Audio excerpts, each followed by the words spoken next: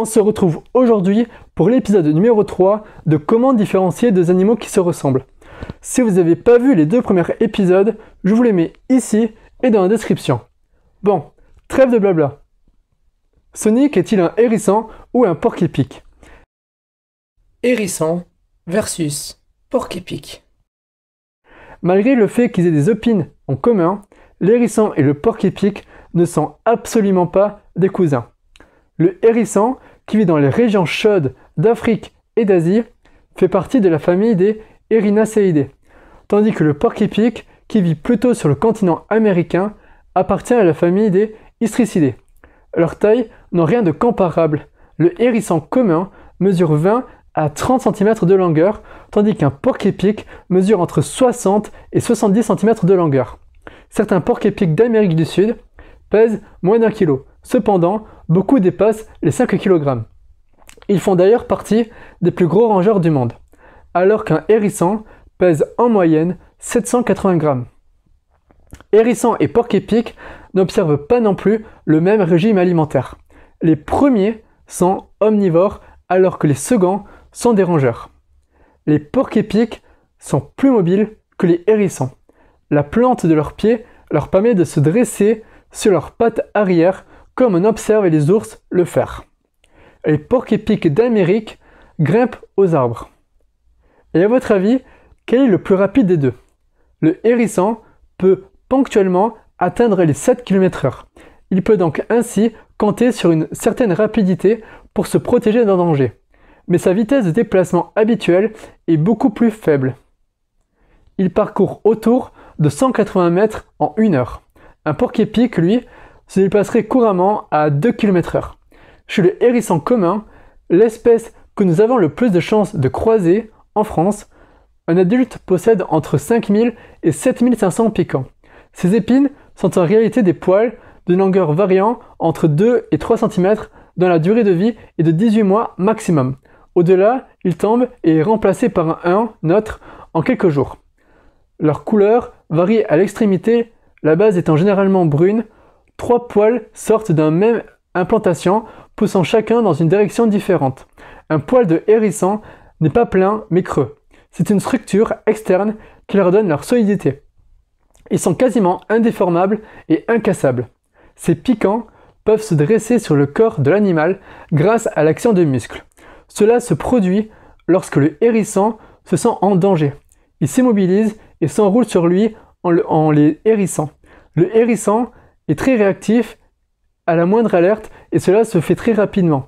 Il n'est pleinement en boule que si on le touche. Le hérisson peut alors rester recroquevillé sur lui-même pendant des heures, sans que cela induise de la fatigue. Mais il y a des stades intermédiaires. Et avant cela, sa tête n'est pas complètement protégée car il garde un œil sur son environnement. Les prédateurs essaient alors de profiter de ce court laps de temps où la tête et le cou ne sont pas encore protégés pour les mordre. Après l'avoir retourné, les blaireaux semblent les seuls animaux capables d'éventrer un hérisson complètement en boule. Chez les porc-épics, une fois plantés dans la peau, les épines se révèlent assez difficiles à retirer. Cela vient du fait que leur surface est recouverte d'écailles. Elles sont de taille microscopique et ne sont donc pas observables à l'œil nu. Mais le mécanisme est le même que pour le dard d'une abeille, dont la surface n'est pas lisse. Dans un sens, le piquant pénètre facilement, mais dans l'autre sens, les écailles créent de la résistance. Des chercheurs ont cherché à savoir comment cela se passait dans la nature. Différents animaux s'étant frottés à un porc-épic sont obligés de conserver les épines enfoncées dans leur corps, ce qui engendre le décès de l'animal dans un peu plus de tiers des cas par septicémie. Si le décès ne se produit pas systématiquement, c'est que les épines sont aussi recouvertes d'un enduit riche en acides gras libres qui a finalement des vertus antibiotiques. Les blessures infligées par les épines d'un porc-épic ne se limitent pas en effet aux autres espèces, car il peut arriver que les porc-épics se blessent entre eux, et même qu'un porc-épic se blesse accidentellement avec ses propres épines. Aussi, la nature a-t-elle fait sorte qu'un porc-épic ne meurt pas des blessures infligées par ses propres armes. Le but des épines du porc-épic est donc surtout de dissuader les agresseurs. Le fait qu'ils meurent n'est que la conséquence de leur insistance à vouloir approcher l'animal. En complément des épines, on peut observer chez certaines espèces d'autres techniques de défense. Le porc-épic à crête utilise sa queue comme moyen de dissuasion. Les piquants de la queue s'entrechoquent et produisent un bruit dissuasif pour les prédateurs. La rumeur veut que les porcs-épics aient la capacité de projeter leurs pics. Il n'en est rien. Toutefois, ils se détachent facilement. Chez le hérisson, c'est différent. L'animal est couvert de boules de poils qui s'agglomèrent, durcissent et s'hérissent, tels des piquants. Dès qu'ils entendent un bruit suspect, il dresse ses épines, il penche ensuite sa tête et avant de la protéger, ainsi que ses pattes, il peut se mettre complètement en boule et rester dans cette position pendant des heures. Donc, Sonic est un hérisson ou un porc-épic. Eh bien, il s'agit bien sûr d'un hérisson. Castor, ragondin, rat musqué. La première façon de reconnaître facilement le castor, c'est de regarder sa queue. Chez le castor fiber, elle est large, plate et d'aspect écailleux, très utile dans l'eau comme sur la terre ferme. La queue du castor lui sert de gouvernail pour se diriger en milieu aquatique et d'appui et de balancier en dehors. La queue du ragondin et la queue du rat musqué sont très différentes de celles du castor. Elles sont longues et fines. L'une et l'autre ne sont cependant pas similaires. La queue du ragondin est cylindrique tandis qu'elle est aplatie sur les côtés chez le rat musqué, bien que ressemblante par bien des aspects, dont notamment leur incisive, orangée. Ces trois espèces de rongeurs ont des tailles très différentes. Le plus gros est sans conteste le castor, qui est d'ailleurs le plus gros rongeur d'Europe. Adulte, il mesure jusqu'à 1,20 m de long, queue comprise et pèse entre 15 à 38 kg en moyenne. Deuxième sur le podium, le ragondin est déjà nettement plus petit que le castor. Il mesure jusqu'à 1 m de long, dans 25 à 45 cm de longueur de queue. Il est aussi bien plus léger, 2,5 à 10 kg environ. Le plus petit de tous est donc le rat musqué, avec ses 25 à 40 cm de longueur de corps et 20 à 30 cm de queue. Il ne dépasse pas les 2 kg. Il est donc facilement reconnaissable par rapport à un ragondin ou à un castor, bien plus imposant. Néanmoins, on peut confondre le rat musqué avec le campagnol amphibie et le campagnol terrestre, qui lui ressemble fortement, bien que plus petit. Attention, ces chiffres concernent des individus adultes et non des juvéniles. Mieux vaut donc regarder d'autres critères pour identifier avec précision l'espèce dont il s'agit. Justement, une autre façon de distinguer castor, ragondin et rat musqué, ce sont les moustaches. Chez le castor, elles sont difficilement visibles car de couleur brune, et vous n'arriverez pas à les distinguer à moins d'être très près de l'animal, ou d'avoir une très bonne vue. A l'inverse, les moustaches du ragondin sont très présentes, et petite particularité, elles sont blanches, comme son museau. Elles sont aussi visibles chez le rat musqué, mais elles sont moins grandes et moins claires. Ces trois rongeurs ont également un pelage de couleurs différentes. Le rat musqué est généralement plus clair et arbore un pelage brun à châtain clair, tandis qu'il est plus foncé chez le castor et le ragondin. Pour ces deux derniers, en revanche, la différence est moins nette. À noter toutefois quelques touches de roux côté castor, alors que le ragondin est uniformément brun.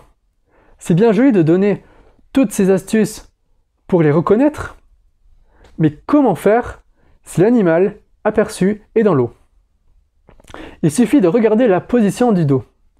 Quand il nage, le castor adopte une posture de planche. Son corps est parfaitement aligné, si bien qu'il ressemble à un tronc d'arbre, en train de flotter.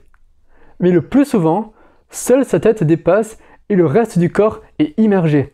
Inversement, le ragondin et le rat musqué relèvent la tête pour la garder hors de l'eau en creusant leur cou. Leur dos dépasse souvent de façon visible hors de l'eau, en particulier le rat musqué qui flotte plus en surface que ses cousins rongeurs. Les deux animaux font entrer les petites branchages dans leur régime alimentaire. Il n'est donc pas rare de croiser au bord des rivières ou de la Loire quelques branches ayant fait office de petit déjeuner. Une différence cependant pour savoir qu'il en est délecté, Si l'écorce n'a été consommée que d'un côté, c'est l'œuvre du ragondin. Si elle est totalement écorcée, c'est qu'un castor traîne dans les parages. Hirondelle versus martinet. Mais non, pas celui-là, l'autre. Bon, je refais. Hirondelle versus martinet. Déjà, le fait que l'oiseau soit posé est un signe distinctif fondamental. C'est une hirondelle.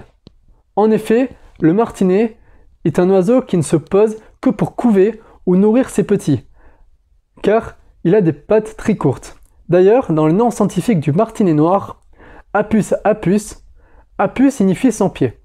Une étude menée par des scientifiques suédois a montré qu'un martinet peut voler jusqu'à 10 mois sans arrêt. Certains individus pouvant quand même se poser 4 jours, pas plus, sur le trajet de migration vers l'Afrique. Si l'oiseau ne se nourrit en vol, gobant les insectes se trouvant sur son passage, comment fait-il pour se reposer? La réponse n'est pas encore connue avec certitude. L'hypothèse la plus probable serait qu'il se repose en vol, descendant lentement après une ascension jusqu'à haute altitude, généralement à l'aube et au crépuscule. Pour atteindre ce record de durée de vol, la mue très lente en période de reproduction constitue un facteur essentiel. Les plumes ne tombent qu'une par une, ne compromettant jamais la portance et la poussée requises pour le vol. Les martinets s'accouplent ainsi aussi en vol. Ils profitent également des courants d'air chaud ascendants qui leur font économiser de l'énergie. Si un oiseau va et vient du nid, là encore, vous ne vous tromperez pas. Il s'agit encore d'une hirondelle. Les martinets font leur nid dans la cavité d'un mur ou sous un toit, à l'abri des recards. Ils utilisent des plumes, des poils et diverses matières végétales, agglomérées avec de la salive. Chez l'hirondelle, le nid est seulement fait de boue consolidée à la salive. Quelques brindilles peuvent parfois s'ajouter à l'ensemble. Le nid se trouve généralement sous un avant-toit ou dans l'angle d'une fenêtre bien plus visible et accessible que le nid du martinet. Le martinet est l'un des animaux les plus rapides. Il peut atteindre une vitesse de 200 km/h sur de courtes distances. Pour l'hirondelle, la vitesse de vol est plus modeste, 60 km/h avec des pointes de 100 km/h. Il n'est donc pas aisé de les observer en détail en vol. D'autant que, comme nous l'avons vu, le martinet ne se pose quasiment pas. En France, il existe 5 espèces d'hirondelles, qui ont des morphologies différentes. La plus commune est l'hirondelle rustique. Le dessus du corps présente des reflets bleus métalliques et son ventre est blanc. Sa queue se termine par 2 longs filets et en vol, une fourche se dessine nettement. Sa gorge et son front sont rouge brique. Des 5, c'est l'espèce qui a le profil le plus effilé. L'hirondelle de fenêtre se rencontre de plus en plus rarement et si c'est le cas, ce sera dans les villages, à la campagne et près des parois rocheuses. Le dessous de son corps est entièrement blanc et sa silhouette est assez ramassée. Les 3 autres espèces sont l'hirondelle des rochers, qui se rencontre plus souvent en montagne, l'hirondelle de rivage, la plus petite des 5, qui vit en colonie et qui ne s'observe donc quasiment jamais isolée, et l'hirondelle rousseline, rare dont la queue présente des filets comme l'hirondelle rustique, mais sa queue est entièrement noire, quand celle de l'hirondelle rustique n'est noire qu'au niveau des filets. Compte tenu des performances de vitesse, le martinet possède une silhouette plus aérodynamique. En France, ce sont 3 espèces de martinets que l'on peut rencontrer. Le martinet noir est de très loin le plus commun. C'est lui qui pousse des sifflements aigus le matin et le soir, se déplaçant à toute vitesse dans les rues des villes et villages encore endormis. Il est entièrement noir, son corps est plutôt de forme rectangulaire et ses ailes en proportion du corps sont plus longues que celles de l'hirondelle rustique. Les 2 autres espèces sont le martinet à ventre blanc, le dessous de son corps étant blanc, et le martinet pâle, beaucoup plus rare. Tout d'abord, la forme des ailes des hirondelles peut être qualifiée de triangulaire, alors que celle des martinets dessine précisément la forme d'un fossile. Elles sont donc plus arquées. Le martinet noir et les hirondelles des fenêtres et les hirondelles rustiques sont souvent observées en chasse. ensemble ou dessus des villages et agglomérations. Toutefois, vous reconnaîtrez le martinet qui est de la taille supérieure. De plus, son vol est marqué par des battements d'ailes frénétiques entrecoupés de l'envol plané. Les hirondelles, quant à elles, papillonnent dans tous les sens. Couleuvre, orvet, vipère. Ceci est valable qu'en France. Regardez l'œil du serpent. La pupille est ronde chez les couleuvres et en fente verticale chez les vipères. Comptez le nombre de rangées d'écailles entre l'œil et la bouche. Une seule rangée chez les couleuvres, plusieurs rangées chez les vipères. Regardez les écailles sur le dessus de la tête, grandes écailles, peu nombreuses, moins de 10 chez les couleuvres, petites écailles, nombreuses chez les vipères. Observez la forme générale du corps. Le corps des vipères est trapu, celui des couleuvres est plus effilé et plus mince. Les vipères sont petites, moins de 80 cm, alors que certaines couleuvres peuvent mesurer 2 mètres. L'orvet est lent, de plus ou moins 50 cm. Le corps recouvert d'écailles, toutes semblables et imbriquées. Sa couleur est argentée lorsqu'il est juvénile, la colonne vertébrale noire, dessous et sur les côtés noirâtres. Au stade adulte, une coloration brunâtre apparaît. La femelle est sur les côtés brun foncé et sur la partie inférieure gris-noir. Le ventre du mâle, quant à lui, est brun clair. La queue atteint approximativement 30 cm et se casse facilement lorsqu'on essaie d'attraper l'animal. Ainsi, on comprend mieux pourquoi l'orvet est aussi appelé serpent de verre. La couleuvre à collier est un serpent de couleur brun-olive qui peut mesurer jusqu'à 1 mètre de long.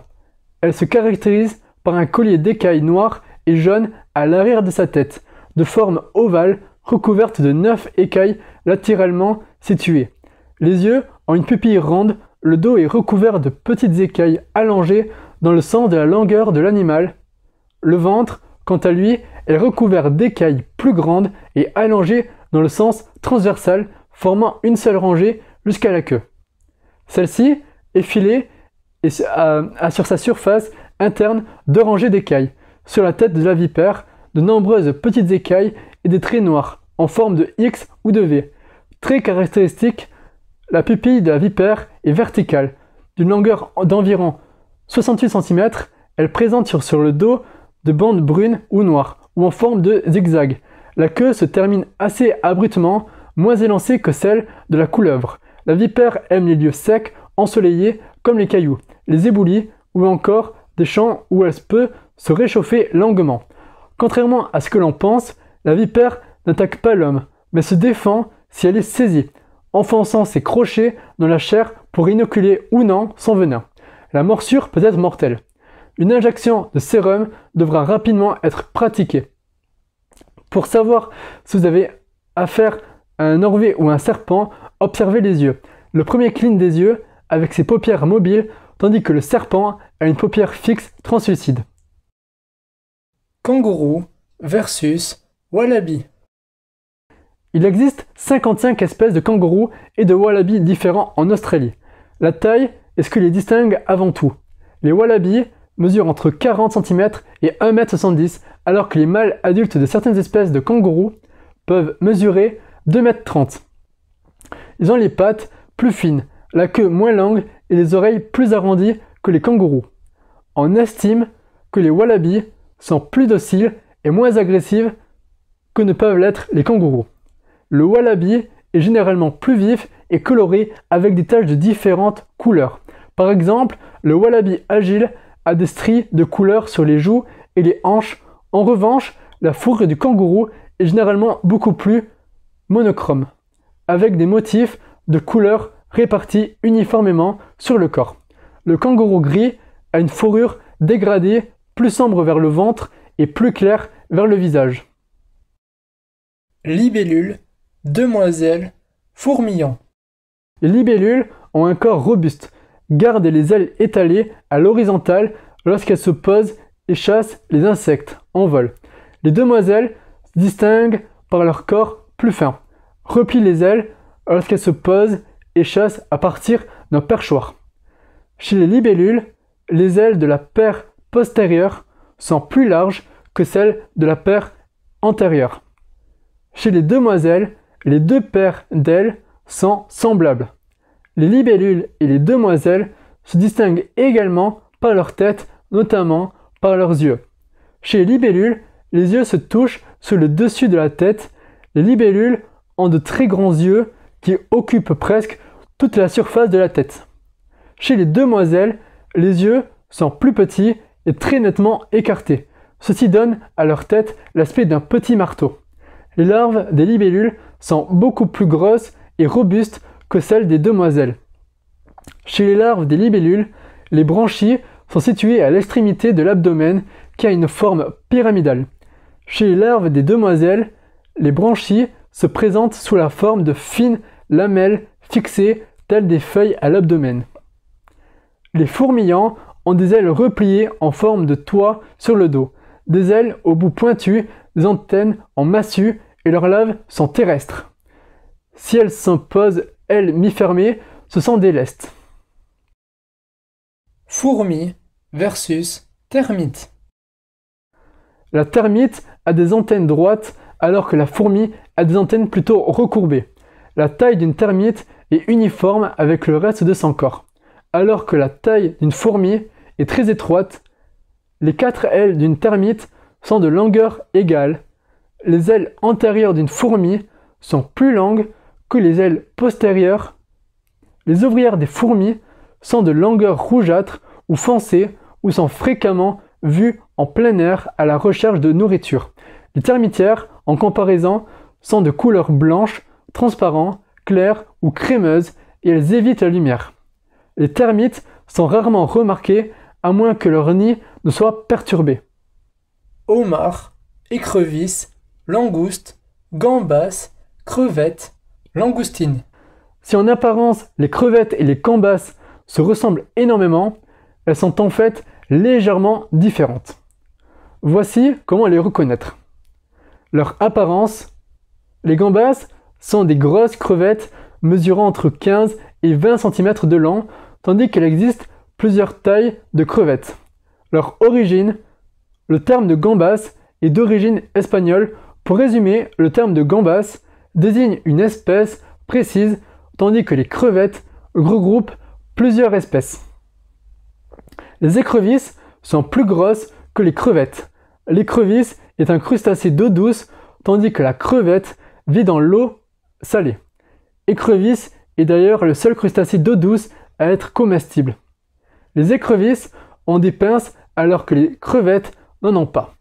La langouste, c'est un crustacé qui appartient à la famille des Palinuridae. La langouste a des longues antennes, des épines sur le côté et des petites pattes. Elle n'a pas de pinces. La langouste doit son nom en provençal langosta, du latin locusta, qui signifie sauterelle. La langouste était considérée pendant longtemps comme la sauterelle des mers. La langoustine n'est pas, contrairement à ce que l'on pourrait croire, la progéniture de la langouste. C'est un crustacé bien à part qui ressemble d'ailleurs plus au homard qu'à la langouste.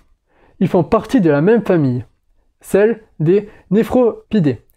Mais la langoustine est plus petite que le homard.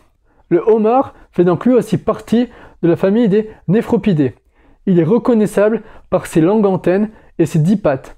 Donc, ces deux pinces, l'une plus petite que l'autre, il en existe 3 variétés. Le homard du Cap, le homard canadien ou américain et le homard européen.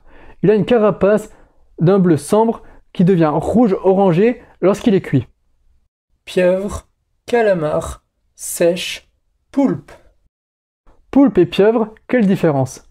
Cela va en surprendre plus d'un, mais il n'y en a aucune entre ces deux mollusques. On parle ici d'une seule et même espèce. Et non, la pieuvre n'est pas la femelle du poulpe. En fait, le mot poulpe vient du grec polypus qui signifie plusieurs pieds. Tandis que l'utilisation du mot pieuvre est récente. Elle diffère selon les régions et a été popularisée par Victor Hugo dans son ouvrage Les travailleurs de la mer. Le poulpe ou la pieuvre sont des céphalopodes à 8 bras qui partent du dessous de sa tête. Chaque bras comporte des séries de ventouses qui donnent à la pieuvre une excellente prise et lui permettent de se déplacer aisément. entre les coraux ou rochers.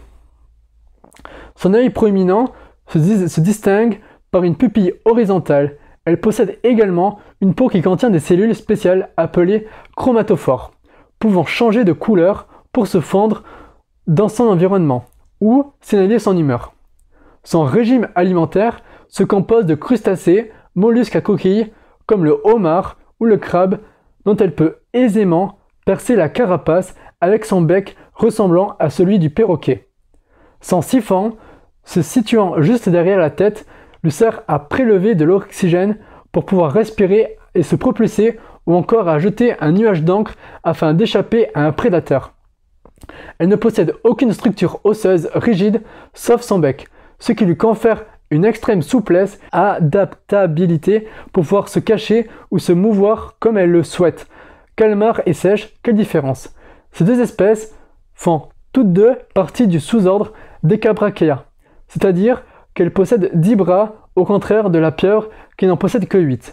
Le calmar vient du latin calamarius, se distingue par sa forme allongée et pointue. Celle-ci possède une coquille rigide appelée la plume, qui est allongée et plus ou moins transparente. Les calamars dépassent rarement les 60 cm, même si certaines espèces, comme le calamar géant, peuvent atteindre 13 mètres de long.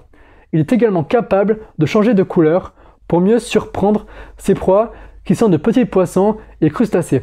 Le mot encorné désigne le calamar lorsque celui-ci est utilisé pour la cuisine. La sèche, sepia en latin, possède une silhouette ovale, aplatie et pointue. Celle-ci mesure entre 15 et 50 cm de long selon les espèces et il en existe un dimorphisme sexuel entre le mâle et la femelle, cette dernière étant plus grande que le mâle. Son dos est souvent de plusieurs couleurs tandis que son ventre est blanc. Elle peut aussi changer la couleur de sa peau pour pouvoir s'adapter et se fondre dans son environnement, pour mieux surprendre sa proie. Celle-ci possède un os communément appelé os de sèche qui est plus gros que celui du calmar. On trouve différentes appellations de calmar, qu'il s'agisse des chipirans au Pays Basque, des supians en Provence ou encore des encornés un peu partout. Tandis que le calmar évolue en pleine mer, la pieuvre se tapit dans les fonds marins. Entre les deux, on trouve la sèche qui stagne quand elle est légèrement au-dessus du fond marin. L'on trouve principalement des poulpes dans les eaux côtières des mers chaudes et des tempérées, où ils se cachent dans les creux des rochers. Ainsi, l'on croisera de nombreux poulpes en mer Méditerranée et dans l'océan Atlantique. Les calamars vivent aussi bien près des côtes que dans les profondeurs, dans les eaux froides des cercles polaires, comme dans les eaux plus chaudes. Vous pouvez donc croiser l'une des quelques 300 espèces de calamars partout sur la planète. Pour les différencier, on pratique l'encorné est allongé tandis que la sèche est arrondie et plus petite. Le poulpe a 8 bras alors que la sèche et le calamar ont 10 bras. Le calamar a une simple plume comme squelette alors que la sèche a un os plus gros et calcifié.